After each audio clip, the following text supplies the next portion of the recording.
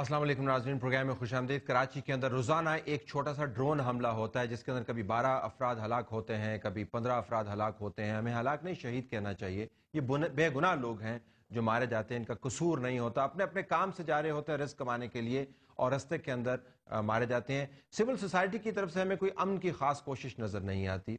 जो विक्टिम्स की फैमिलीज़ हैं, हमें नज़र नहीं आता कहीं पर उन्होंने कोई मुहाज बनाया हो, कोई कमेटी बनाई हो, इंसाफ के लिए आवाज़ बुलंद कर रहे हों। सियासी जमातें हैं, जब भी हम उनसे बात करते हैं तो हर कोई यही कहता है कि हम बड़े वरीड हैं, हम इसका हल तलाश कर रहे हैं। पुलिस के अफसरान की अगर हम प्रेस कॉन्फ्रेंस सुने तो पता चले कि उन्होंने बहुत सारे मुल्ज़मान पकड़े भी हैं, लेकिन अगले दिन जब ये दावे किए जा चुके होते हैं तो फिर कराची के अंदर खून की होली खेली जाती है। कराची कब स्टेबलाइज होगा? कराची की हैसियत पाकिस्तान के अंदर वही है जो न्यूयॉर्क की अमेरिका के अंदर है, या टोक्यो की जापान के अंदर है, या मुंबई की हिंदुस्तान के अंदर। फाइनेंशियल नर्व सेंटर पाकिस्तान के अंदर पैसा कितना लाना है, पाकिस्तान के अंदर तरक्की के क्या मौके मौजूद हैं, पाकिस्तान किस तरफ जा रहा है, बैनुल अक़वामी इन्वेस्टर कराची को देखकर अंदाजा लगाता है।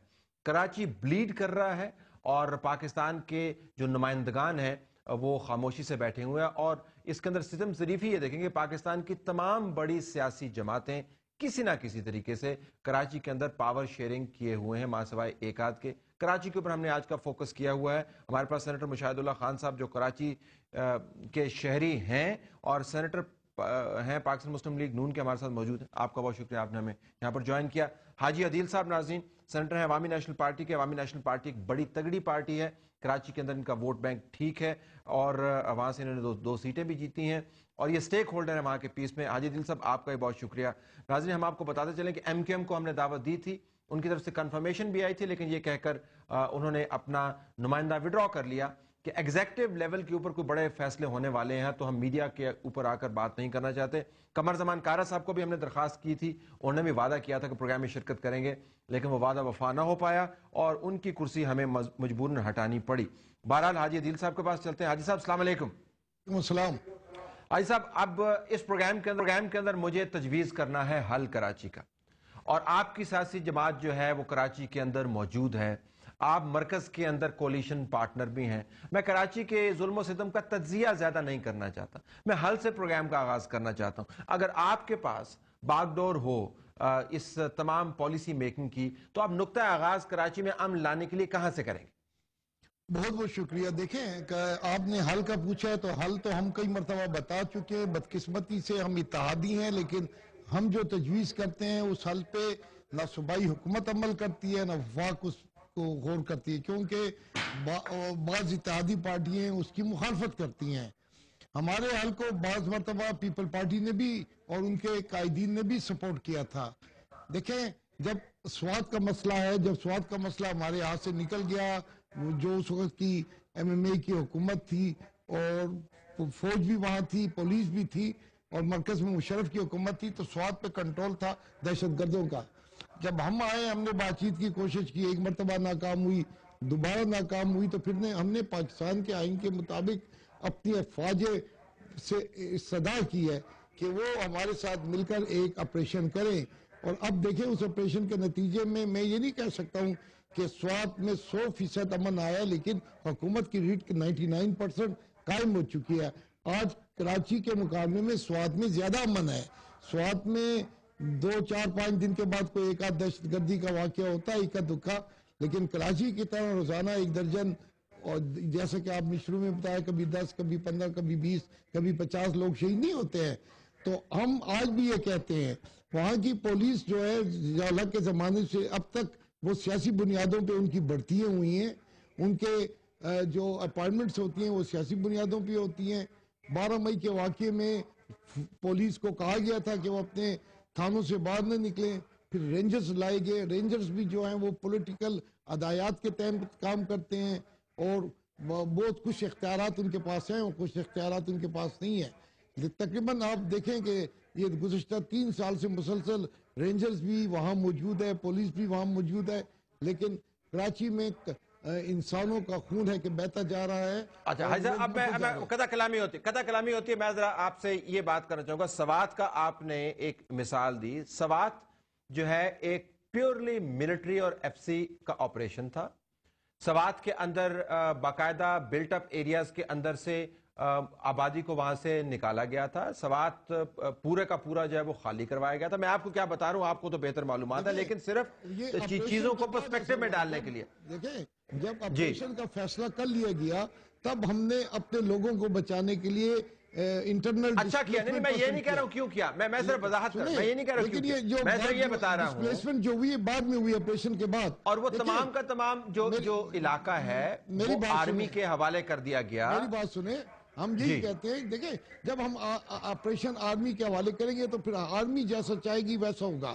ہم کہتے ہیں کہ کراچی کو آپ چند ماہ کے لیے پاکستان کے آئین کے مطابق، چونکہ سول گورنمنٹ ناکام ہو چکی ہے، لوکل گورنمنٹ ناکام ہو چکی ہے، پروونشل گورنمنٹ ناکام ہو چکی ہے، کراچی میں فیڈرل گورنمنٹ ناکام ہو چکی ہے، آپ آئین کے مطابق فوج کو طلب کریں کہ کراچی میں امن قائم کرے، کراچی میں ایک آپریشن کرے، ہر قسم کا مافیا کراچی کو ڈی ویپنائز کرے، جتنا بھی بتا مافیا ہے کراچی میں، جو نارکوٹک مافیا ہے، جو زمینوں پہ قبضہ کرنے والا مافیا ہے، یہ ہم فوج کو یہ اختیارات اب مجھے ذرا اس کی بحث، اب اس پہ بحث، اب میں تجویز پہنچ گیا حاجی صاحب، تجویز پہنچ گئی.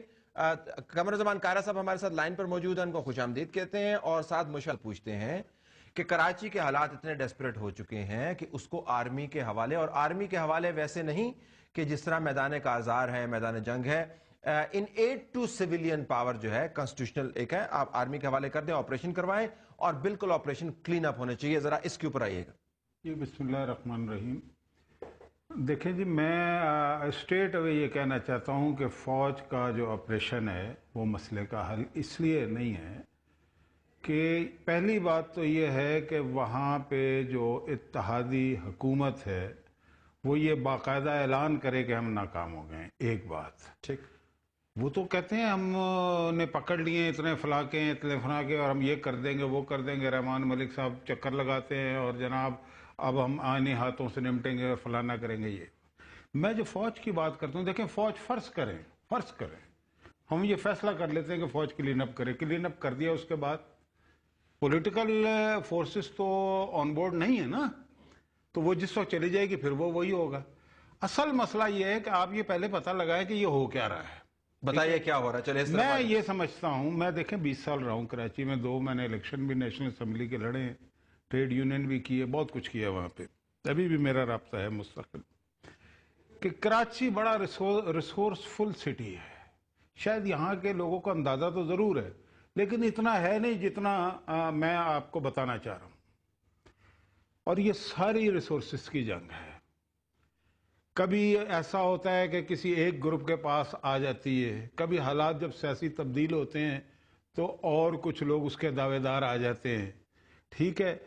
اور جب آپ ریسورسز کی جنگ لڑتے ہیں، جیسے پوری دنیا میں ریسورسز کی جنگ ہو رہی ہے، تو پھر قتل و غارت غریبی ہوتی ہے، ٹھیک ہے، لوگ بے گناہ مارے بھی جاتے ہیں. اور یہ ریسورسز کیا ہیں؟ یہ زمین ہے جس راجی یہ دیکھیں نا، اب مثلا میں آپ سے ایک بات بڑی سمپل، میں عوام کو سمجھانے کے لیے، کہ یہ جو کہتے ہیں ڈرگ مافیا ہے، بھتہ مافیا ہے، لینڈ مافیا ہے، تینوں پارٹیاں یہ کہتی ہیں. مجھے آپ ایک بات بتائیں کہ کیا پیپلز پارٹی، اے این پی اور ایم کیو ایم جن کی اتحادی حکومت ہے، ان سے زیادہ کراچی میں کوئی بھتہ مافیا یا لینڈ مافیا یا ڈرگ مافیا ہو سکتا؟ کبھی بھی نہیں ہو سکتا. جو لوگ یہ کہتے ہیں ہم نے 2-2 لاکھ ووٹ لیے ہیں، 1.5 لاکھ ووٹ لیے ہیں، وہ اگر آج یہ تینوں پارٹیاں جینونلی فیصلہ کر لیں، ایک ہفتے کے اندر اندر کراچی میں نہ کوئی بھتہ لینے والا نظر آئے گا، نہ کوئی ڈرگ مافیا نظر آئے گی، نہ کوئی لینڈ مافیا. یہ ساری کہانیاں ہیں جو عوام کو سنائی جاتی ہیں. اور یہ جو آپ کہہ رہے ہیں کراچی میں ڈرون حملے جو ہوتے ہیں، یہ اپنے سیاسی مفادات اور مالی مفادات کی قربان گاہ پہ بھینٹ چڑھایا جاتا ہے معصوم اور بے کس لوگوں کو کراچی کے. یعنی جن سے ہم توقع کر رہے ہیں کہ مسئلے کا حل دیں گے، آپ کے بیان کے مطابق یا الزام کے مطابق وہی مسئلے کی جڑ ہے. دیکھیں نا، بات یہ ہے کہ اپنے خلاف کبھی کوئی ایکشن کرتا ہے، مجھے آپ یہ بتائیے. ابھی انہوں نے کہا نا، وہ وزیر داخلہ صاحب جو ہیں وہ بہت بڑی بڑی باتیں کرتے ہیں کہ جی ہم نے 60 آدمی پکڑ لیے. بھئی اب ان کے نام تو بتاؤ نا، کون ہیں، کون لوگ ہیں، کس پارٹی. انہوں نے کہا جی 26 ایم کیو ایم کے ہیں، باقی فلاں فلاں. اچھا ایم کیو ایم کہتی ہے ہمارے نہیں، ٹھیک ہے. اچھا اب جب وہ یہ کہتی ہے ہمارے نہیں ہے، تو اب آپ کا یہ کام ہے، کیونکہ آپ نے اس میں آئی ایس آئی کی بھی بات کی ہے، آپ نے آئی بی کی بھی بات کی، ساری ایجنسیوں کی، رینجرز کی، فلانے کی، کہ جی انہوں نے بڑی چھانٹ پٹک کر کے 60. تو اب نام تو بتائیں نا. نام نہیں بتاتے اور ایکشن کیا کیا. اچھا اگر ایکشن نہیں کیا تو کیوں نہیں کیا؟ کیوں نہیں کیا؟ اور ایم کیو ایم جو اس وزیر داخلہ کو یہ کہتی ہے کہ یہ کرمنلز کا سرپرست ہے، ٹھیک ہے، تو بھائی آپ کی اتحادی حکومت سے کہہ رہی ہے نا.